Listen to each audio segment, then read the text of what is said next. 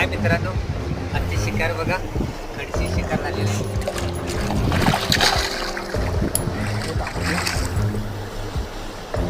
Casting चटणीचे मासे धरायला या. आजची शिकार बघा.